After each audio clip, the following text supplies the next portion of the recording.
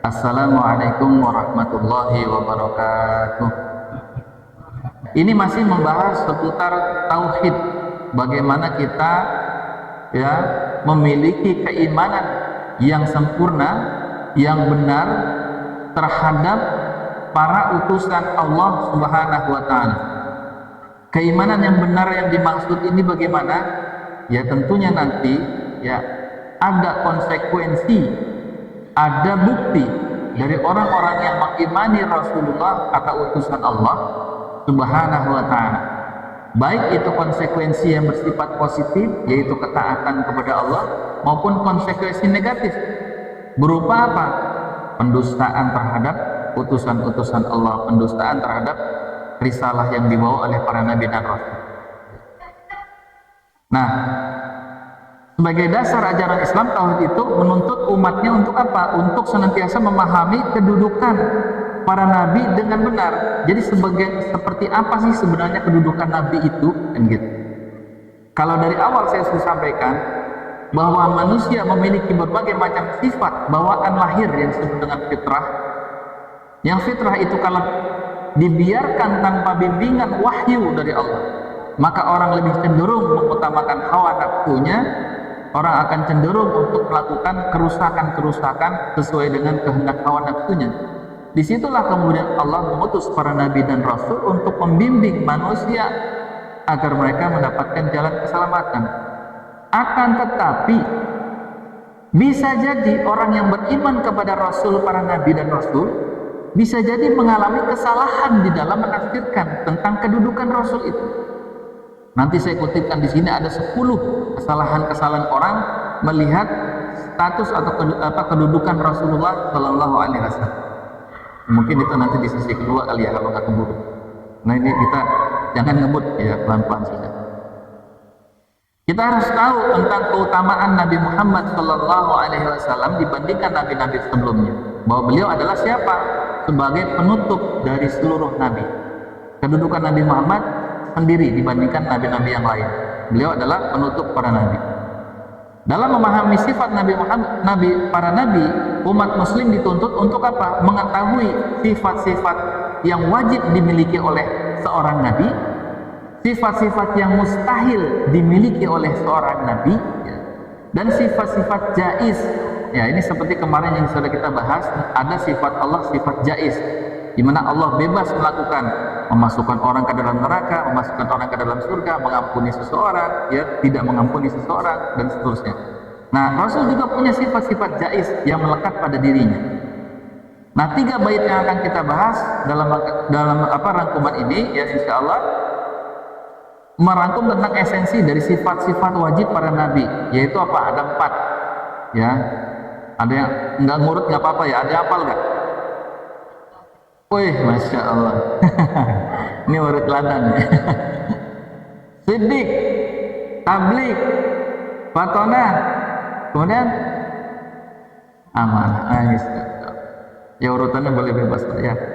Nah di sini disebutkan, di dalam bait yang pertama itu disebutkan 4 sifat. Nah 4 sifatnya akan kita kaji. Ya.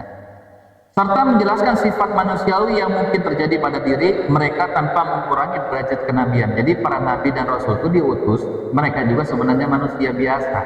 Tetapi ya, meskipun manusia biasa, mereka para nabi dan rasul punya kekhususan yang tidak boleh kita samakan dia dengan manusia yang lain.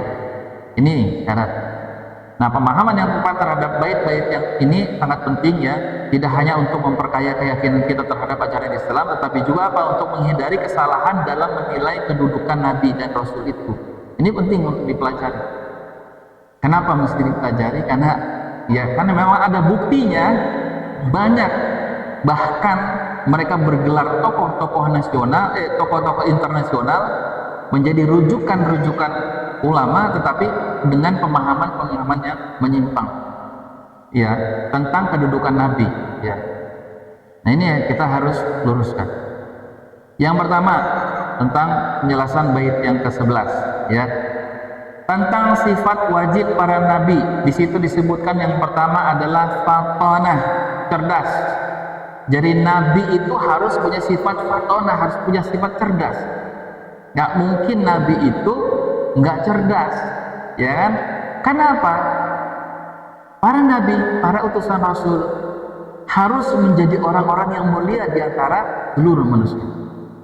Harus menjadi orang yang bisa menyelesaikan berbagai macam persoalan-persoalan umat, ya. Maka dia harus memiliki kecerdasan yang luar biasa. Tetapi, ya, kecerdasan para nabi dan rasul pun tetap dibimbing wahyu oleh Allah Subhanahu wa taala. Ya. Kita lihat di sini. Ya, mereka punya tugas untuk menyampaikan risalah Allah Subhanahu wa taala. Kadang-kadang harus beradu argumen, berdebat dengan orang-orang kafir untuk menjelaskan tentang kekeliruan penyembahan yang dilakukan oleh orang-orang kafir, ya. Maka di situ harus ada cara-cara cerdas untuk menyampaikan dakwah kepada mereka. Tanpa kecerdasan, maka seorang nabi itu ya tentu, ya, kalau nabi nggak cerdas, kira-kira Anda nggak yang mau ikut? Ya nabi bego kan gitu ya. Alhamdulillah. Ini nabi kagak cerdas, bego kan gitu. Siapa yang mau ikut? Ya kan, walaupun risalahnya mungkin benar tapi nabinya bego misalnya. Alhamdulillah. Nggak mungkin. Jadi sifat yang wajib dimiliki oleh para nabi adalah pasti cerdas. Makanya semua nabi yang diutus oleh Allah itu pasti semua orang-orang cerdas. Nggak ada nabi yang bodoh. Termasuk nabi kita, Nabi Muhammad Sallallahu Alaihi Wasallam. Bagaimana kecerdasan beliau? Sejarah yang sangat masyhur tentang bagaimana perselisihan orang-orang kafir Quraisy dalam menentukan siapa yang nanti akan meletakkan batu Hajar Aswad ke dinding Ka'bah. Gitu. Siapa? Di situ kan mereka berdiskusi, mencari tokoh-tokoh yang layak.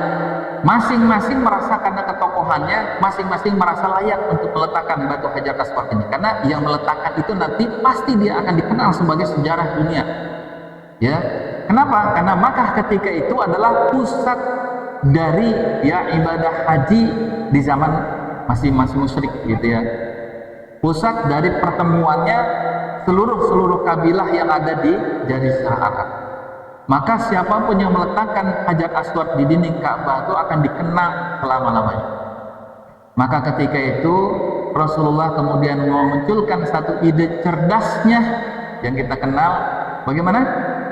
Ya, meletakkan batu Hajar Aswad di atas kain, ya kalau tidak salah, di atas hamparan kain, kemudian masing-masing kabilah memegang ujung-ujung kain itu dan mengangkat secara bersama-sama. Jadi semua punya nama, semua punya andil dalam meletakkan Hajar Aswad. Baru kemudian pada saat menempelkannya dilakukan oleh Rasul. Ini sifat cerdasnya Rasul. Solusi yang sangat cerdas yang disampaikan oleh Rasul, tidak menyakiti siapapun. Ya kan? Coba itu nggak kepikiran oleh orang-orang kafir Quraisy ini, masing-masing ngotot saya yang naruh, kagak bisa, nih yang paling tua kagak bisa, istilahnya begitu. Maka disitulah tanda kecerdasannya Rasulullah Shallallahu Alaihi Wasallam. Kemudian tentang Siddiq, apa Siddiq? Siddiq itu benar atau jujur? Ya, Siddiq itu ya jujur. Dia senantiasa berkata jujur. Kejujuran adalah sifat yang penting yang harus ada pada diri Rasul. Bagaimana mungkin kalau ada Rasul yang lisannya itu nggak bisa dipercaya? Ya, kalau ada yang ngaku sebagai Rasul tapi lisannya nggak bisa dipercaya, layak nggak dia sebagai Nabi? Tidak mungkin. Ya, yang namanya utusan Allah udah pasti dia harus punya sifat jujur. Dan kejujuran Rasulullah Shallallahu Alaihi Wasallam ini diakui oleh seluruh orang-orang kafir Quraisy ketika itu. Termasuk ada satu kisah tentang kejujuran Rasulullah Shallallahu Alaihi Wasallam dalam memegang teguh perjanjian dengan orang-orang kafir yang dikenal dengan perjanjian Hudaybiyah. Perjanjian Hudaybiyah dalam kacamata orang-orang muslim ketika itu perjanjian yang merugikan kaum muslimin. Bagaimana tidak, ya kan? Dalam perjanjian itu kalau ada orang musyrik Makkah yang lari ke Madinah mesti dipulangin. Kalau ada orang Madinah yang lari ke Makkah nggak boleh dipulangin. Ini kan merugikan. Ya, terjadi gencatan senjata, tidak boleh ada perang selama 10 tahun. Umar bin Khattab sendiri merasakan ini perjanjian yang merugikan, kan gitu. Tapi dinasihati oleh Abu Bakar As-Siddiq bahwa beliau adalah Rasulullah Sallallahu Alaihi Wasallam, tidak mungkin melakukan satu perbuatan yang mencelakai kaum muslimin. Di sisi lain, Rasulullah pun ya memegang teguh perjanjian itu, ya selama 10 tahun tidak dilanggar. Jadi begini Pak, walaupun kita janji sama orang kafir, yang namanya janji itu harus dipenuhi. Karena apa? Kewajiban memenuhi janji itu adalah akad kita kepada Allah sebenarnya. Ya, di dalam Al-Quran surah apa itu? Tentang perintah wajib menunaikan apa? Janji. Ya ayyuhalladzina amanu aufu bil uqud. Wahai orang yang beriman, penuhilah janji-janjimu. Wajib kita memenuhi janji. Janji yang tidak melanggar syariat. Kita janji sama orang kafir yang tidak melanggar syariat, wajib ditunaikan. Nggak bisa kita katakan, ini orang kafir santai aja lah, kan gitu. Nggak bisa. Termasuk Rasulullah SAW mencontohkan kepada kita ketika mengikat perjanjian Hudaybiyah itu, beliau meskipun perjanjiannya terlihat merugikan, tetap ditaati oleh Rasul. Ini kan karena apa ya? Karena Nabi itu ya dibimbing oleh Allah Subhanahu wa Ta'ala. Kalau kata Allah laksanakan di situ. Ini yang tidak diketahui oleh Umar bin Khattab ketika itu. Ternyata perjanjian yang kelihatannya merugikan di awal, ternyata buahnya sangat manis. Apa?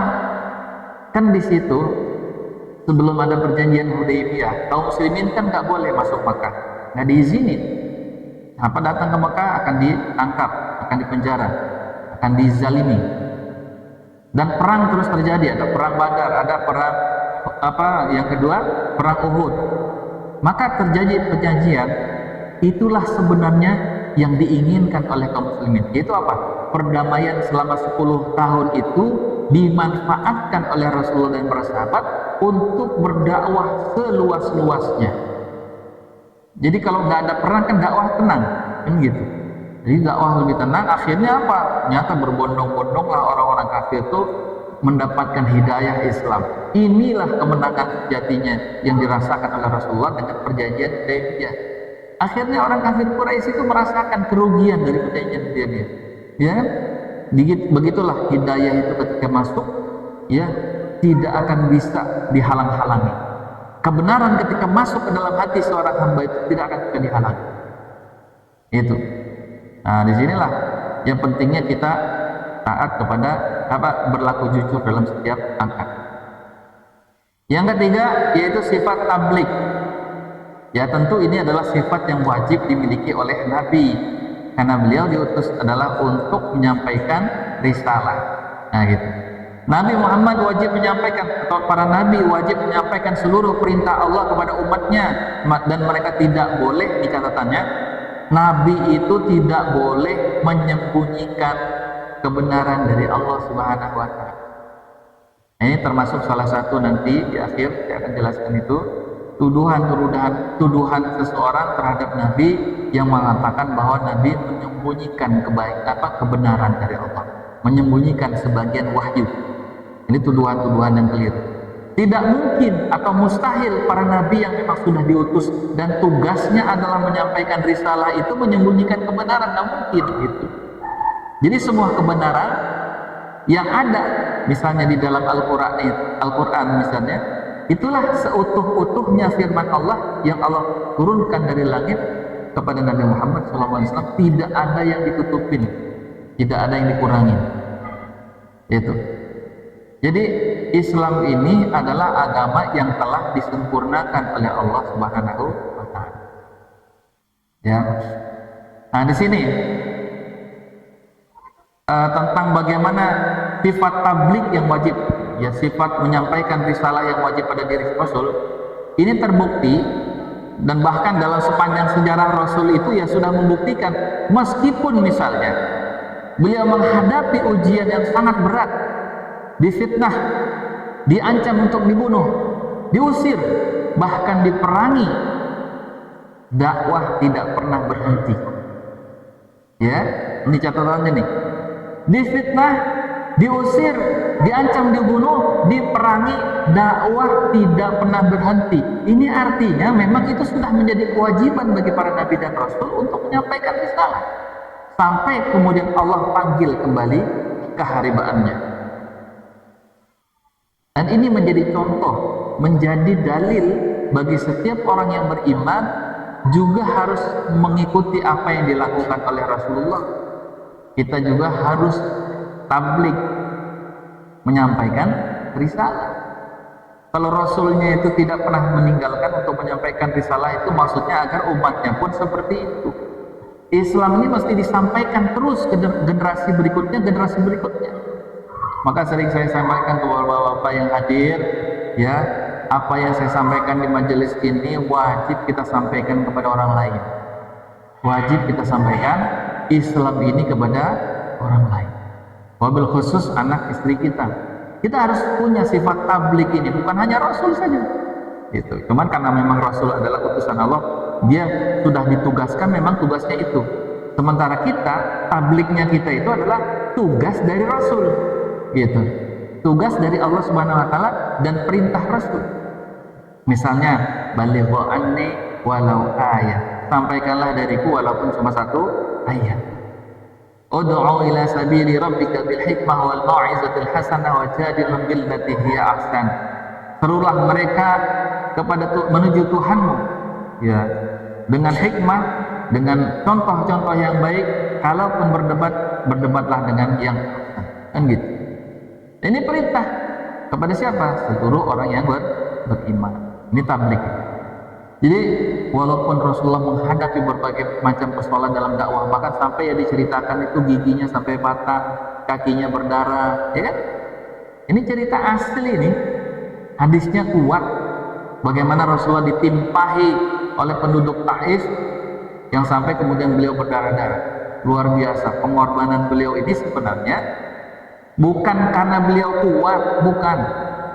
Ya, beliau itu di satu sisi manusia biasa, bukan beliau kebal, tetapi karena ada kewajiban dari Allah yaitu tabligh, maka apapun resikonya beliau sampaikan. Beliau sampaikan. Ini sifat utusan Allah. Yang keempat adalah sifat yang wajib dimiliki oleh para nabi, yaitu adalah dia harus memiliki sifat amanah atau dapat dipercaya. Ya, nabi harus dapat dipercaya dalam semua aspek kehidupan. Mereka tidak boleh mengkhianati amanah atas perintah Allah dan kepada umatnya. Kita tahu bahwa Rasulullah SAW sebelum diangkat menjadi nabi dan rasul sudah terkenal, sudah memiliki gelar di situ sebagai apa? Al-Amin. Al-Amin artinya yang dipercaya. Ini gelar khusus, gelar spesial. Dia tidak lewat jalur sekolah, ya kan? Dia tidak lewat privilege gara-gara dia adalah anak keturunan Quraisy. Enggak. Bukan karena dia adalah dari kalangan terhormat, enggak. Tetapi karena memang Rasulullah, dia adalah utusan Allah Subhanahu wa taala yang memang pasti memiliki sifat amanah. Maka ketika beliau hidup di tengah-tengah masyarakat jahiliyah ketika itu, sifat amanah ini sudah bawaan. Gitu. Sudah menjadi sifat yang melekat sebagai utusan Nabi, utusan Allah Subhanahu wa taala. Maka apapun ya, dulu Rasulullah menjadi orang yang senantiasa misalnya diamanahi oleh orang-orang kafir Quraisy, dititipkan barang titipan selalu diberikan kepada orang yang berhak. Kira-kira memikul amanah berat atau ringan? Berat atau ringan memikul amanah? Berat. Baik amanah yang ada pada pundak kita, yaitu istri, anak, keluarga. Amanah pada jabatan-jabatan sosial kita, misalnya sebagai ketua RT, ketua DKR, ya, amanah sebagai misalnya karena ketokohan, sebagai kiai, sebagai ustadz, sebagai ulama, amanah ilmunya, atau amanah jabatan kedudukan lebih tinggi dia di atasnya, semua amanah-amanah ini pasti akan dimintai pertanggungjawaban oleh Allah Subhanahu wa taala. Itu poin beratnya. Tapi kalau orang yang diberikan amanah dan tidak yakin akan dimintai pertanggungjawaban oleh Allah, dia menganggap amanah ini ringan. Ya, santai. Bahkan ada orang yang berebut untuk meraih kedudukan itu karena dia tidak menilai, tidak melihat amanah ini adalah persoalan yang berat. Kita lihat banyak orang yang berlomba-lomba untuk meraih kedudukan, kan? Ya, padahal di masa para sahabat itu, mereka itu nggak mau diserahi amanah untuk menjabat, apalagi misalnya tingkat gubernur. Dulu Pak, gubernur tuh wilayahnya luas, beda hari ini. Gubernur mungkin Jawa Barat, Jawa Tengah, DKI, kecil wilayahnya. Kalau dulu gubernur tuh luas wilayahnya. Mesir itu satu negara, satu kegubernuran. Yaman itu satu negara, ya satu kegubernuran. Amanahnya itu berat, luas, kan gitu. Dan orang-orang yang tahu betapa beratnya amanah pertanggungjawaban yang sangat berat di sisi Allah itu nggak berani memikulnya. Ya, Mu'az bin Jabal ketika diutus oleh Rasulullah menjadi gubernur Yaman, ya, kalau ada orang lain, istilahnya begitu. Umar bin Khattab dan Abu Bakar As-Siddiq main dorong-dorongan ketika diminta untuk menjadi khalifah pertama kali menggantikan Rasulullah Shallallahu Alaihi Wasallam. Kenapa? Amanat ini berat. Tapi para nabi dan rasul yang diutus oleh Allah Subhanahu Wa Taala, mereka pasti punya sifat amanah, ya, yang ini tugasnya jauh lebih besar lagi. Dia harus mendakwahkan risalah Islam, ya, termasuk Rasulullah mendakwahkan risalah Islam, menyebarkan di tengah-tengah masyarakat yang ketika itu masih buta terhadap agama. Berat sekali di situ. Makanya pantas ya ketika Rasul ditanya, ya Rasul, siapa orang yang mendapatkan ujian yang paling berat? Orang yang ujian yang paling berat itu adalah para nabi, orang-orang setelahnya dan setelahnya. Jadi para nabi itu yang paling berat ujian, memikul amanah ini. Coba kalau kita lemah, ya kan, dikasih amanah berat, kita tinggalin, serahin ke orang lain, kan gitu. Tapi Rasul nggak bisa, itu udah menjadi kewajibannya. Baik, sampai di sini. Silakan kalau ada yang ditanyakan, kita diskusi sebelum masuk bait yang ke-12.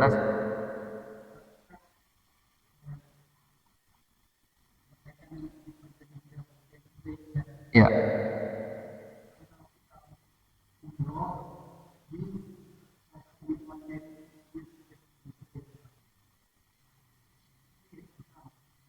Ya.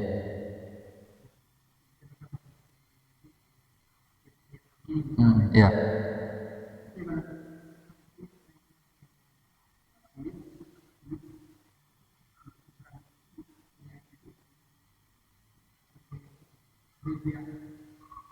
Pertanyaannya,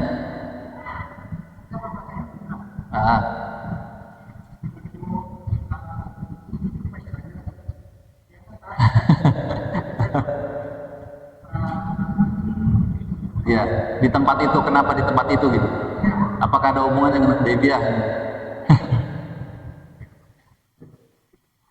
Iya. Kalau pertanyaan berkaitan dengan pensyariatan sesuatu, ya, pensyariatan sesuatu, kenapa letaknya di sini, kenapa harus mulainya dari sini, itu sebenarnya hak prerogatifnya Allah, berkaitan dengan sifat jaiznya Allah. Terserah Allah meletakkan di mana tempat mikot, di mana tempatnya sa'i, di mana tempatnya, ya, tawaf dan lain sebagainya. Semua rangkaian-rangkaian ibadah haji itu, ya, adalah ketetapan dari Allah Subhanahu wa Ta'ala.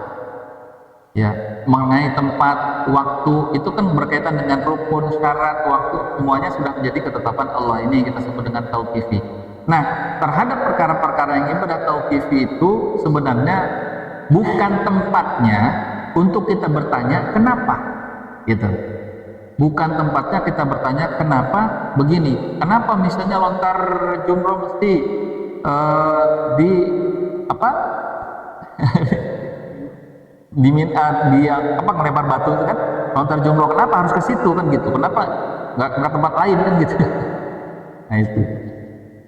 Memang kalau dilihat dari sejarah, ada sejarahnya. Setiap tempat itu pasti ada sejarah. Hudaybiyah ada tempat sejarah, Gua Hira ada tempat sejarah, dan di Makkah itu ya tempat sejarah perjuangan Rasulullah SAW. Makanya di satu sisi ini pesan saya buat orang-orang yang berangkat umroh itu, ya, jangan hanya melihat itu sebagai ritual saja, tetapi sekaligus kita istilah orang ini mungkin napaktilah sejarah. Bagaimana kita memahami peristiwa-peristiwa bersejarah yang terjadi di tempat itu, termasuk gitu ya, tempat-tempat bagaimana Rasulullah berjihad fisabilillah, misalnya di Badar kan gitu, di Uhud, di Gua Hira tempat menerima wahyu, di Gua Sur tempat bersembunyi dari pengejaran orang-orang kafir Quraisy. Sehingga diharapkan begini, orang yang pulang dari Makkah, baik itu haji ataupun umroh, dia punya spirit perjuangan Rasulullah, gitu loh. Jadi orang yang berangkat haji dan umroh itu karena dia langsung melihat napaktilas tempat-tempat bersejarahnya itu, dia pulang membawa spirit, membawa semangat perjuangan Rasulullah, gitu. Jadi harusnya gitu. Ini kan pernah saya sampaikan dulu ya berkaitan waktu bulan haji itu. Saya pernah sampaikan waktu itu, orang yang pulang haji itu harusnya dia punya spirit perjuangan sebagaimana perjuangan Rasulullah, gitu. Pulang tuh semakin semangat, bukan semangat ibadah ritualnya aja gitu, tapi semangat dakwahnya, ya. Ya. Nih Mas Tukirin baru pulang kemarin nih, Tukirin. Ya.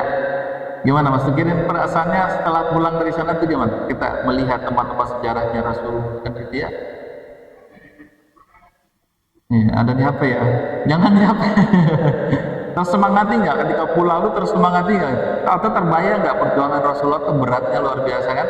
Di sana panasnya luar biasa. Bahkan jihad fisabilillah di dalam perang Badar itu dilakukan di bulan Ramadan, panas, mesti puasa, harus berperang fisabilillah. Spirit itu yang kita ingin ambil sebenarnya. Bukan sekedar setelah pulang tuh semangat ibadahnya, bukan sekedar itu. Ya, bukan sekedar itu. Ya, baik. Jadi sebenarnya pertanyaan itu mirip, misalnya seperti kenapa kita mesti laksanakan sholat subuh? Kenapa sholat subuh mesti 2 rakaat? Ya, jadi ibadah-ibadah yang sudah tauqifi itu bukan tempatnya kita bertanya kenapa, tapi di situ adalah hak prerogatif Allah. Allah sudah tentukan, disitulah tempatnya, disitulah jumlah rakaatnya. Ya, karena kalau kita tanya kenapa, kalau jawaban ini kenapanya hilang, maka kewajibannya udah nggak ada.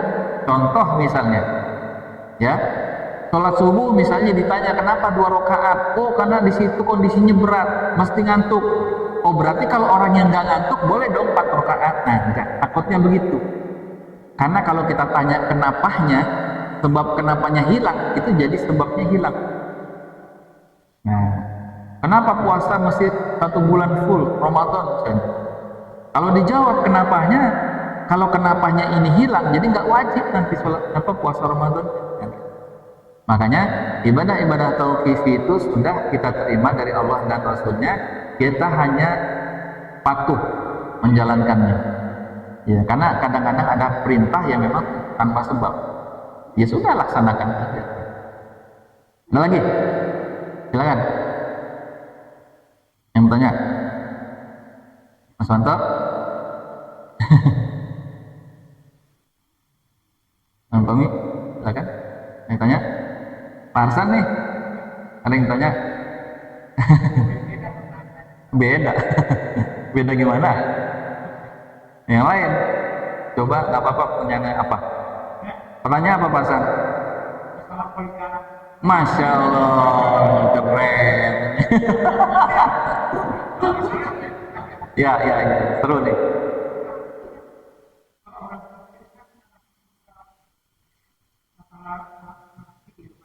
Ya, ya, ya, Nabi yang berpoligami.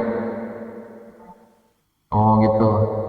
Kenapa Nabi istrinya sampai banyak, gitu ya? Itu nanti ada di poin mungkin sesi kedua, Pak Hasan, akan dijelaskan di situ. Ada ya kesalahan-kesalahan orang terhadap kedudukan Nabi. Termasuk nanti itu saya akan jelaskan kenapa misalnya ini yang jadi pembunyian juga orang kafir. Ya, ya. Termasuk Rasulullah menikahi Siti Aisyah yang masih di bawah umur kalau hari ini. Itu kan jadi bahan pergunjingan. Nah, itu. Ya, itu ini udah saya simpan catatannya di sini. Insya Allah itu mungkin nanti kita sesi kedua lah, kita akan bahas. Nanti Istiqomah hadir ya, sesi kedua kita bahas. Kita pelan-pelan dulu nih.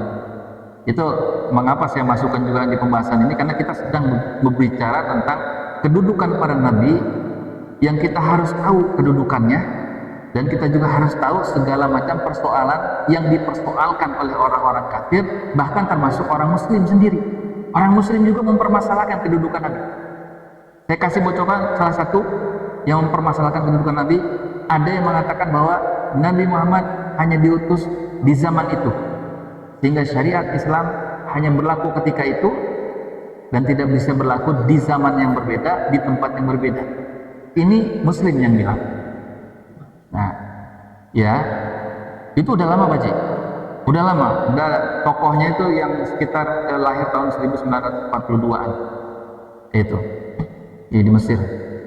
Ini nanti ada tokoh-tokoh yang saya sampaikan. Jadi ada umat Islam yang salah memahami kedudukan Rasul, seolah-olah Rasul itu hanya menyampaikan risalah Islam hanya untuk memperbaiki masyarakat Makkah saja. Nah, itu nanti kita akan bahas satu persatu. Ada 10 poin yang ingin saya sampaikan. Mungkin saya pikir tanya poligami berkaitan dengan ini nih. Tentang bagaimana kan gitu ya.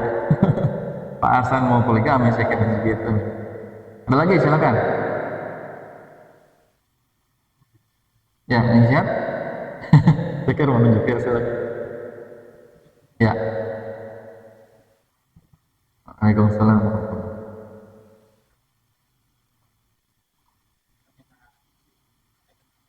Ya. Ya.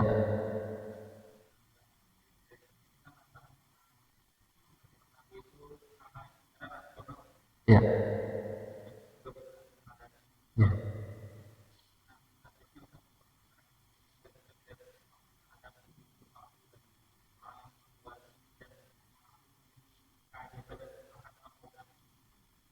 Ya.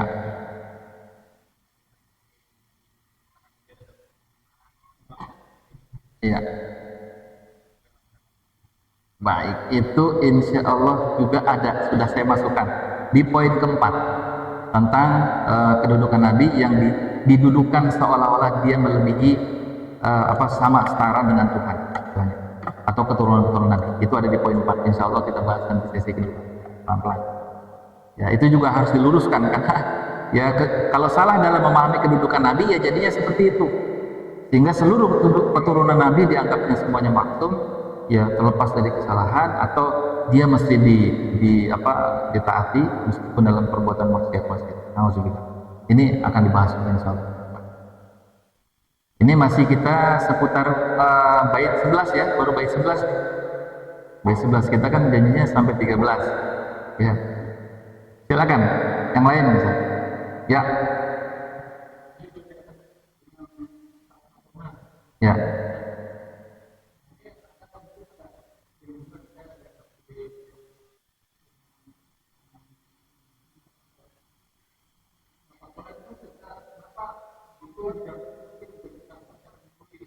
Iya. Iya.